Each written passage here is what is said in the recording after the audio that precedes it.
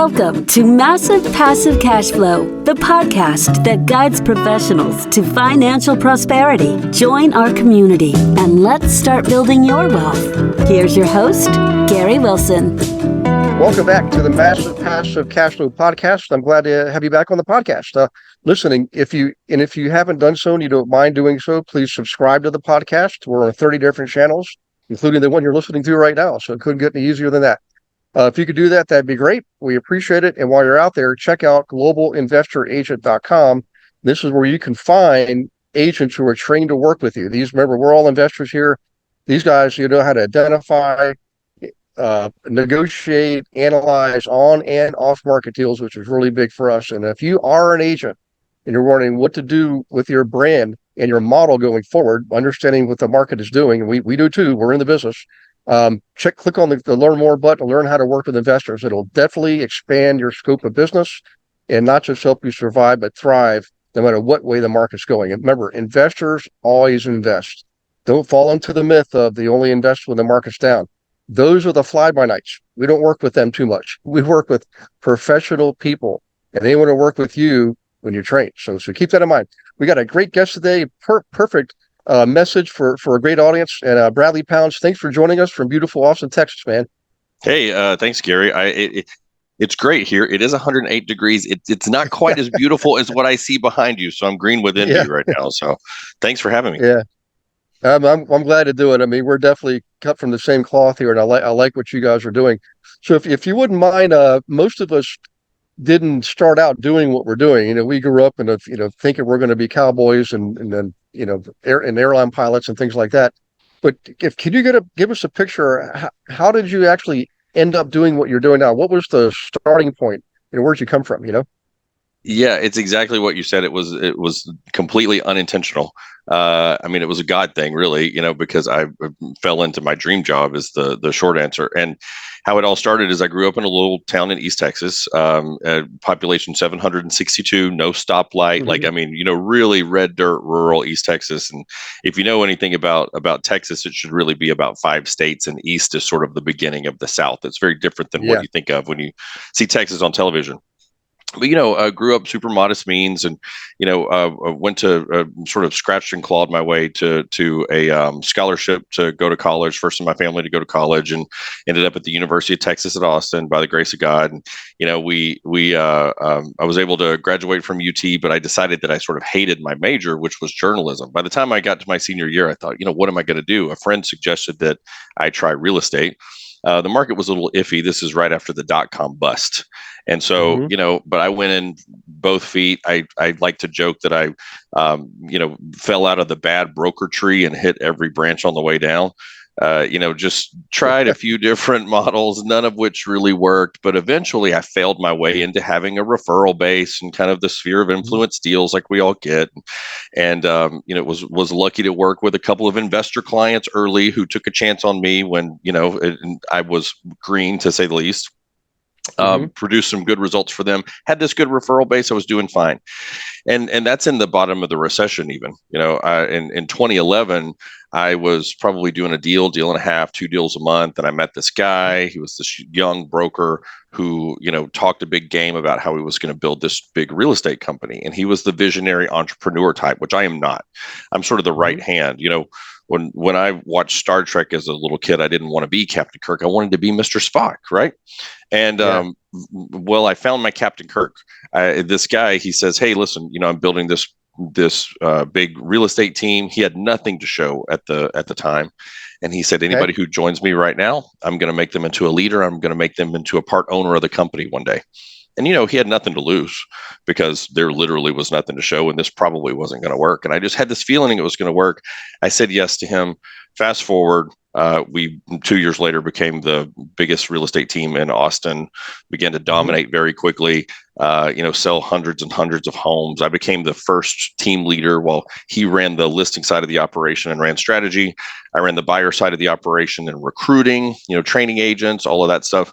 And it just worked. And so we, expanded really quickly and ended up writing a book called The $1 Million Real Estate Team. which is kind of the definitive manual on how to build a high performance real estate team. Released that back in 2017, 2018.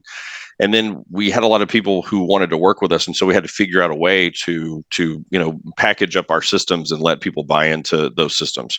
And so we ended up creating a small franchise brand as well. So we have 18 teams that we've launched across the US and now Canada. And those teams are operating either under our company name or using our systems with their own name and our brand as a little sub brand. So it's been a heck of a ride. That's what I'll tell you, Gary. Yeah. Well, it sounds like it, and you're coming from a good place too, not geographically, but also your where your heart and mind's at. So I really appreciate you sharing that. So going forward, in the last probably 15 years, we've seen the market, the real estate market, go absolutely berserk from cranking like crazy in the first part of the 2000s, 2000 up to 2006 and 7, then major recession. The real estate business just tanked, and then of course people are scared. And half the agents left the business in those years, and now certainly a lot of investor business picked up, but for the most part it carried everything forward, into the later teens where things were stabilizing, prices were increasing, things were pretty good, in the pandemic hits and totally blew everybody away. Everybody thought, this is going to be horrible. We're going to have a big depression. And this real estate market just took off like a rocket, So here we are, I'm going to date time stamp the podcast. We're entering the third, close to the third quarter of 2023. So tell us a little bit about what it is you're doing now, and we can talk about timing and geography in a little bit, but I want to dig into the meat and potatoes, kind of explain to us the philosophy that you're implementing, maybe some strategy, even like a case study, an example of a team, and whether it's Canada or the US, we have listeners in both countries. And if you don't mind doing that, kind of give us a little bit of, we always call it meat and potatoes, So I think absolutely. And I think the meat and potatoes of our system is really kind of interesting because it's like everything old is new again. What happened in the early 1980s is we saw the traditional brokerage, the relationship between broker and agent begin to change, because we saw these brands who began to offer less value proposition to their agent in exchange for a higher commission split. That starts with moving kind of things from a 50-50 to a 60-40, and then it goes to 70-30, and then we're 80-20. And it became sort of this race to the bottom. And so now probably 90% of brokerage opportunities in my market of Austin, Texas, are ones that are relatively low value proposition to the agent, but high commission split. So, if you think about real estate and how it was practiced in the 1960s and 70s, it was very different. It was, hey, I'm the broker. I've got the leads. I've got the office. My phone rings. You come in. You've got the hustle. You go close the leads. We split everything down the middle. And that was the average traditional opportunity. And so, a lot of big thinkers and big names kind of came in and changed that. And, we throw in some of these like extra programs that some of the brands created, like revenue share and whatnot. And because of this imbalance in the market and the sexiness of the opportunity, if you get to keep 70% of the commission, 80% of the commission, maybe get some, profit share, downline revenue, what happens is that it turns every agent into a recruiter. And so over the course of the like 80s, 90s, and early 2000s, especially the early 2000s, you see that we end up with about 5 times as many real estate agents as what we need. I recently saw a statistic. It's currently September 6th as we tape this show. And I saw a statistic that was current through August 1st of this year. And year to date, so January through August 1st, the average Austin realtor had, and this is not a real estate licensee, this is a dues paying thousands of dollars toward the MLS dues paying person every year. They've closed less than 2 transactions. 9,000 of the 19,000 realtor members in Austin, Texas have closed 0 transactions as of August 1st. And, the industry just ended up getting stuffed with people because of this shift. So my model, I would love to say that it is radical, that it is, something brand new, but actually what it is we're going back to our beginnings where the broker has a lot of responsibility and a lot of skin in the game. And the broker is more selective about who they bring onto the team, but they provide a higher value proposition.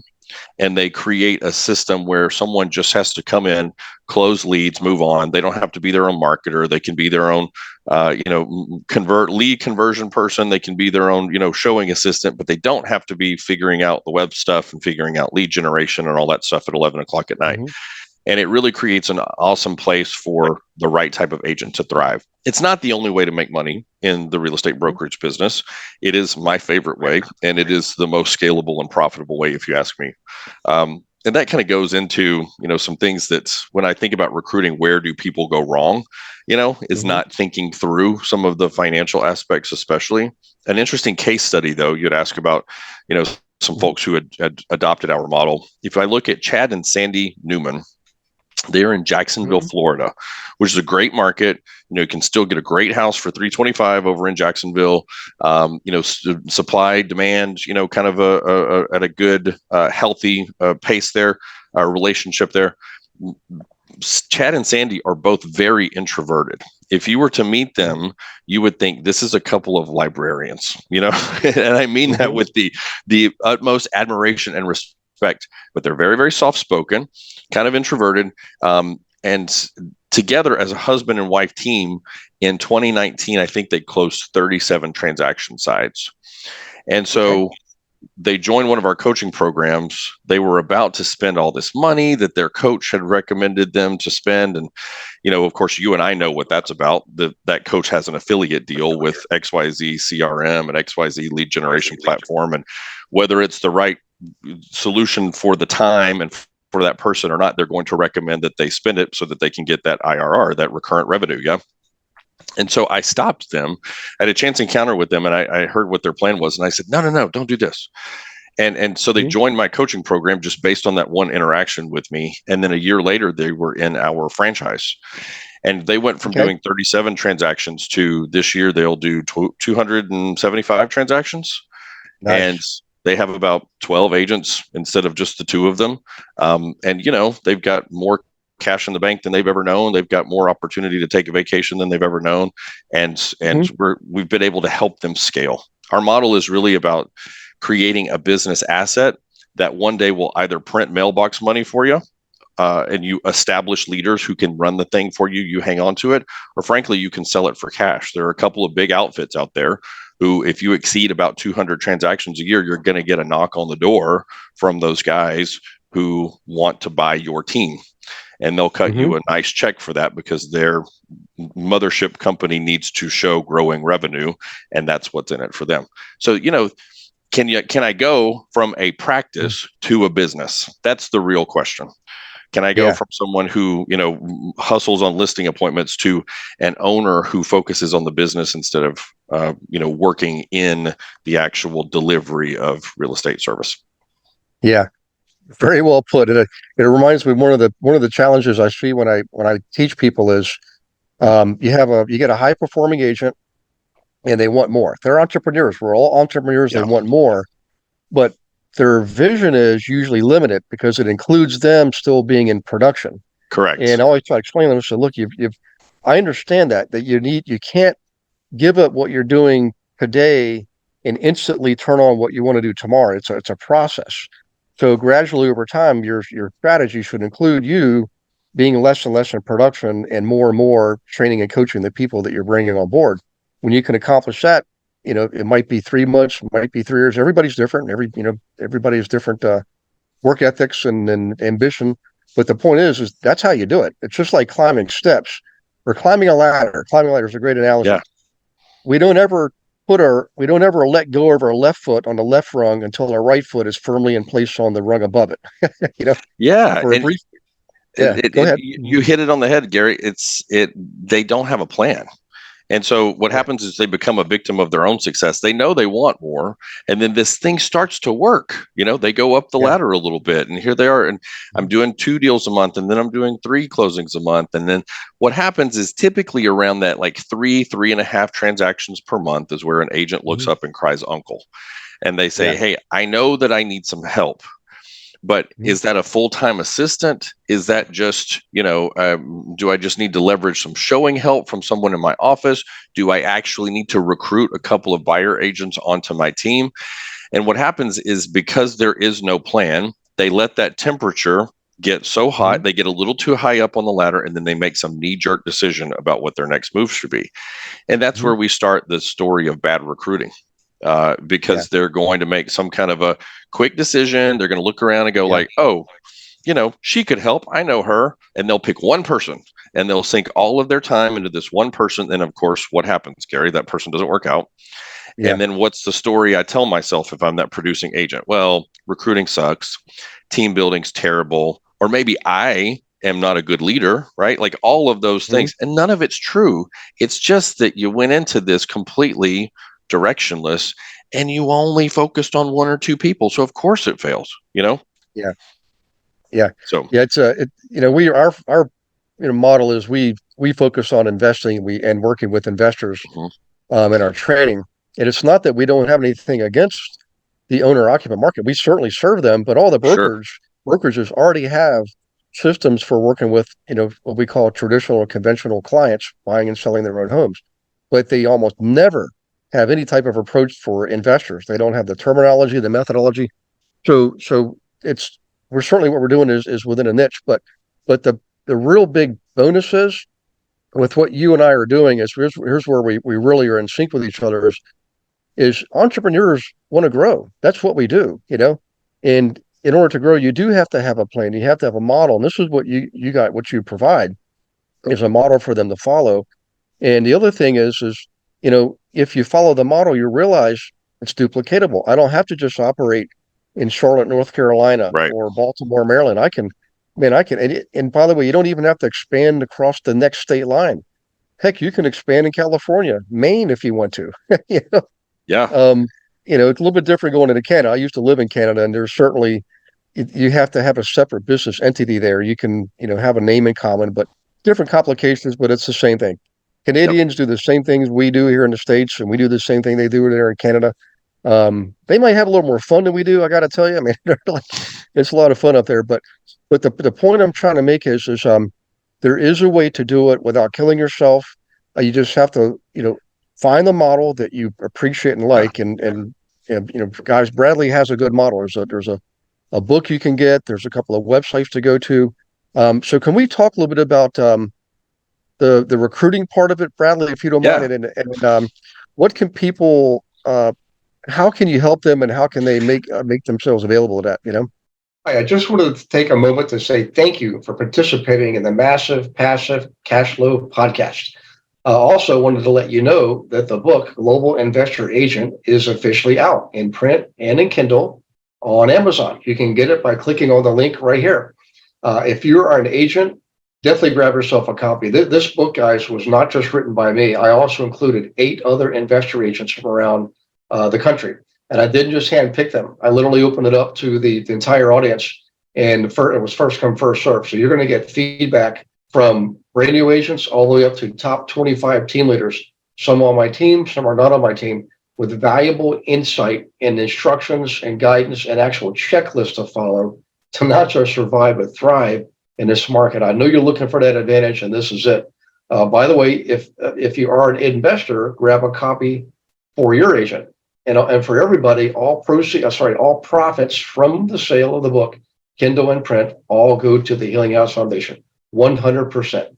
Thank you for doing that too, guys. Let's get back to the show. I think so. First of all, I've got some goodies for you guys, Gary, because I really love what you're doing, and I know what you said, it's kind of niche, but I'm going to tell you it's so needed because as an agent, I have no direction about how to work with investors, and what I do get hit up by are people who are, we're going to use our air quotes, investors, but in fact, what's the story? They've been to a seminar and they probably have no actual ability to purchase of their own. They're going to do some kind of wacky deal. They're going to run me around and then ghost me after they get my comps, And so then I think, oh, it's investors. I don't want to work with investors. But in fact, I never really worked with an investor. I worked with someone who was playing an investor on TV.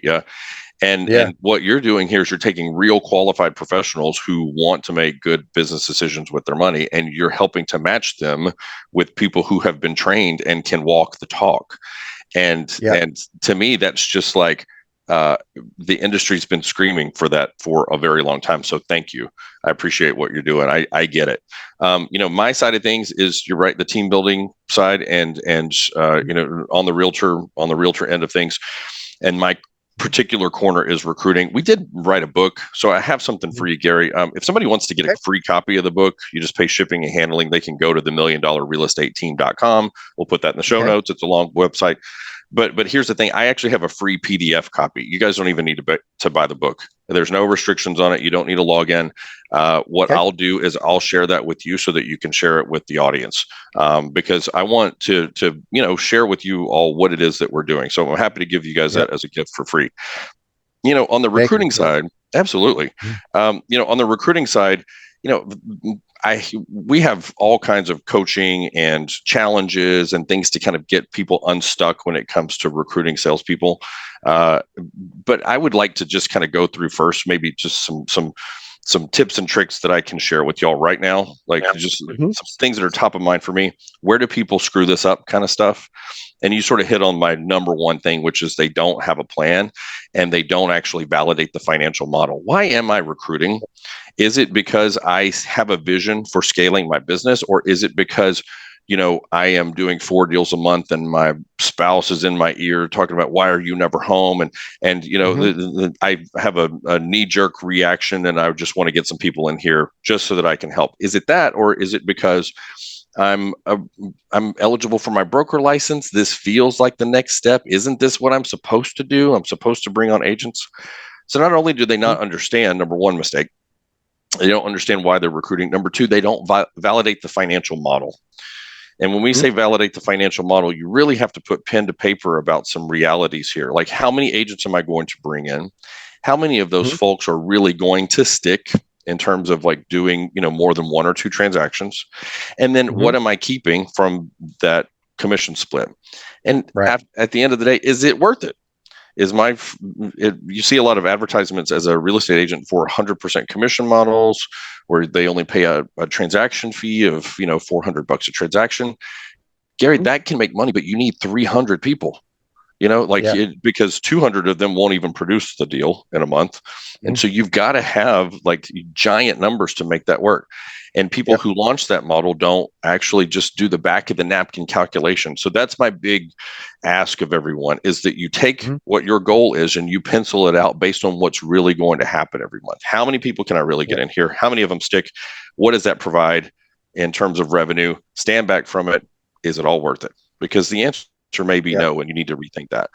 I think the next thing is, do you understand what your value propositions are? Because I have a sense that I can make someone successful, but when prompted, someone says, hey, why should I join your team? I really don't have an answer. I had a conversation with a guy from, he's a very experienced realtor who has done, I don't know how many hundreds of deals in his career. He used to have a team. He let it go. He's building his team again. And I said, so why would someone join your team? And he immediately starts talking about, well, we have like free copies at the copy machine. And I go, what are you talking about? It's because all of the things, it's not because he doesn't have value propositions to share. It's because he's so close to it that he can't step back and see from the perspective of his ideal avatar agent, like, what does this person actually care about that I can provide? And for those of you who are listening and you think, well, I don't have a fancy CRM, or I don't have the budget to create a lot of leads and share those. Let me give you one thing that you can share, that you can provide to your agents for free, that the big box brokers cannot do, and you will win every time against them on this front. You know what that thing is? Your cell phone number. Like when I go to a big box brokerage, I pay money to join. And that should be my first clue, right? That something's going wrong. I pay money to jump into this gang, and then they upsell me on training and coaching products. So now I become the consumer. I don't name brands when I talk about, competitors, but suffice it to say that there's a giant national competitor, not a publicly traded company, but I was able to get a copy of their audited financials because they are an FTC filed franchise. So if you dig hard enough and you pay the fees, you can actually get the financials.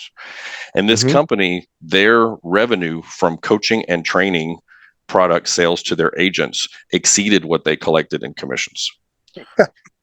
Yeah, it's amazing. Mind blowing. It's wild. So I go to this big bucks brand, I pay my money, and then I have this experience of feeling like just like a number. I don't get an office. There's no place to come in. There might be some random trainings here or there. Everything else is behind the paywall, and I can't get to my broker. If I have if I'm a new agent and I have some kind of a 911, fire sort of transactional question on a Friday afternoon. My instructions are to email the compliance broker, and that person might get back to me Tuesday or Wednesday, best case, in which case I've already done the thing that was going to get me sued, So keep me out of the courthouse, and I also think, kind of a sub point here, make sure that we are using words that are impactful. I'm going to keep you safe. I'm going to keep you out of the courthouse. I'm going to protect you from these things. People have especially newer agents have a very well understood kind of fear of loss around, I don't want to screw something up. I don't want to get sued. I don't want to put someone in a bad spot. And if I can provide the reassurance that, hey, I've got you, I'm not going to let anything like that happen, then for a lot of my S personalities, my steady personalities on the DISC assessment, like, you've got me. That's the number one thing I'm worried about. You said what I want to hear, and that costs you $0.0. So getting clear about what it is that you have to offer, I think is super important. And then the next piece is identifying that ideal avatar. Does it make sense for me to email the entire realtor database in Austin? Probably not, because my model really takes advantage of a certain type of avatar. I have a very high value proposition team model, which means I provide a lot of leads and resources, and I don't have upfront fees. My ideal avatar is someone who's been in the business for 6 to 24 months. And the reason is because, the reason that I don't want someone who is too far in the business, 24 months or more, is that they're probably established enough with their sphere and other types of self-generated open house deals and whatnot, that they are not going to do the difficult work of calling a bunch of internet leads. They're just not going to stoop down and do that. I don't want someone brand new out of real estate school, because they don't know what it's like at that traditional brokerage opportunity. And when I make them successful, they start doing a couple of deals a month. The first time they get a call from my competitor across the street, you know what competitor is going to say? They're going to say, "What are you doing working for Bradley Pounds? What's he paying you? Like 50%? You're a better agent than 50%. Come on over." And they do, because they don't know any different. They don't know how hard it is to create deals. And so they fall out of the business. So I need somebody who's already had their teeth kicked in. They have that little bit of experience, so that when they cross the threshold in my office, they go, "Wow, this is Candyland. Look at all this cool stuff. And I don't have to pay for it." Like, they get me. So that's my slice. If you're operating a different model, then you have to understand what is your slice of the database, and then forget everybody else. Just focus on them. So those are some things that you guys can fix right now. If you want more guidance from us on recruiting, I want you to check out recruitbetteragents.com. We can put that in the show notes as well. That's where we have our challenges. There's a 7-day recruiting challenge that if you guys just want to get unstuck on recruiting, we made it like super stupid cheap, just so that you could get in there and basically like hire a few agents within the span of a week and prove to yourself that, hey, I can do this. Recruiting doesn't have to be that hard, as long as I have a plan, as long as I know what to say, as long as I've thought through these important things. It really is kind of amazing what you can do in a week. And then, of course, we've got some ongoing coaching for people who really want to nerd out and kind of get that master's degree in recruiting. Yeah, that's recruitbetteragents.com. Yes, sir. Recruitbetteragents.com. That's my mantra. And then the other site I pulled up too, people. Which is, there you go. The other one is the $1 million real estate team.com, guys. And that's if So you make want a sure physical copy of the book, and there's some bonuses and stuff that you can get there. And then I'll make sure to get that freebie PDF for you as well. Well, here's why this is really important. John D. Rockefeller said this probably over 100 years ago. He said, "I'd rather have 1% of 100 people's effort than 100% of my own." It could be 10% of 50 people. It could be that this 1% of 1,000 people. But the point is when you master a skill or a talent, and you're an entrepreneur, it's almost like you have an inherent human obligation to show and help others and teach others to do it. In fact, that's another saying from Zig Ziglar. If you just simply help enough other people get what they want, you'll be able to get plenty of what you want. In the case of real estate, if you want more real estate and you want to help, want to have more transactions, then help 10 other people learn how to get more transactions. And in return, you get a portion of that. So that's why you do it. You just need to know how to do it. And that's where Bradley comes in play here. So we're going to run short on time, Bradley, but I want a couple more things here. Sure. So geography. I mean, clearly, we're going back to the 60s, like you said. Actually, the 50s. It was Century 21 was the first company to really commercialize the real estate brokerage business, in a large scale way. And then you've got Caldwell Banker and all the others that came out of the way. And then, Remax took it and flipped it on its head in the 70s. Keller Williams comes along after that and takes the Remax model and adds the revenue share component, what they call profit share. And for those of you who are afraid of or scared of revenue share and profit share, don't be. Every one of us here listening to this on this podcast and creating it, buy insurance. And the insurance industry is based on that model. It's not a pyramid scheme. It's not any of those kind of things. Now, I'm not saying there's not those out there. There are out there. But a really good company is going to have a good product or service. Insurance is a product we all need. Real estate is a product everybody needs. We're living somewhere, either we're renting or buying. So that model works because we have a great product or service that we're offering in real estate. So in any case, so that came about. And now you got, everybody thought it was going to consolidate and have 5 big companies. And here we are, 2023. We've got the same 5 big companies. We got thousands of other little companies. It's just technology and innovation make it possible for you and I to build teams and grow teams, on a broad scale. And Bradley's book shows you how to do it. The website shows you how to do it.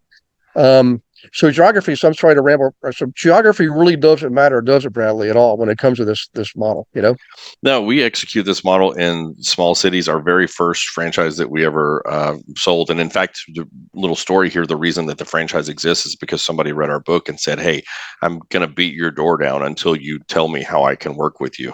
And this was a man in Killeen, Texas. He worked with his parents. They had a brokerage. His name's Desmond Graham, GrahamTeam.com. He's an amazing guy and an amazing team. But at that point, he was a single agent. He goes to his parents and he says, "Hey, I'm going to go do my own thing." And they said, "Well, our book of business is ours. So, business is business. Good luck, kiddo." Yeah. And they turn him loose. And he literally gets to take nobody with him.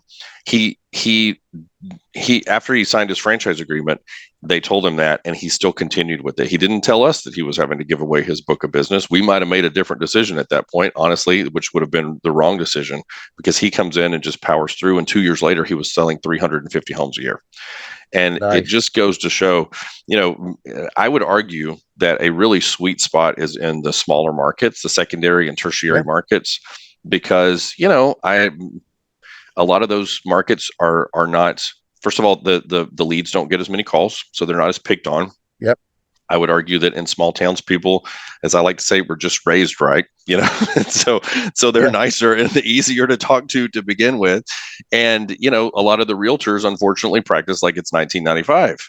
And so that creates an opportunity to come in with something new and fresh and different and basically hit the ground running and be profitable, even in a team model in about 6 months. And so don't let any, if you're telling yourself a story right now, if you're listening to this and you're telling yourself a story that you can't recruit great agents or recruit enough of the agents because you're in a small market, I'm going to argue that you actually are full of it. Those are excuses that we use to kind of keep ourselves small and to keep ourselves from getting rejected and taking action. But even in a small market, there are ways to hack that. We have a team in Harlingen, Texas. There are only 300 licensees in all of Harlingen. Well, what we did with her, she does about 250 deals a year too. And what we did with her is we helped her create a scholarship program where we bought a block of licenses from a real estate school and said, hey, come on, public, let's have an info session. Who wants to become a realtor? I'll pay for your school. Now, we ate a little bit of upfront costs. So they're about $200 a piece. But even if I put 20 of those out there and I spend $4,000 on 20 licenses for pre-licensing, packages, even if I got 2 performers, who wouldn't trade $4,000 for 2 agents who came in and sold 20 houses in a year? I'll take that deal all day long, right? So the answer is yes, you can, and don't tell me that you can't. Yeah. Well, I appreciate that. By the way, I actually have an agent. Augustine is in Harlingen. I've been there myself personally teaching. So awesome. Yeah. Yeah. Fantastic. And 100% on the secondary and tertiary towns. I mean, I've same thing with investing. It's just easier to grow and be productive in those secondary and tertiary towns, guys, than it is in the major markets like New York. Just believe me, LA may look glamorous on TV, but it is tough. I'm telling you, I've taught out there dozens and dozens of times. But so in any case, one more thing is, I know we're gonna have to wrap this up, but as far as timing, there's macro timing, which is where are we in the market right now, and then micro timing, which is in your own particular business or marketplace.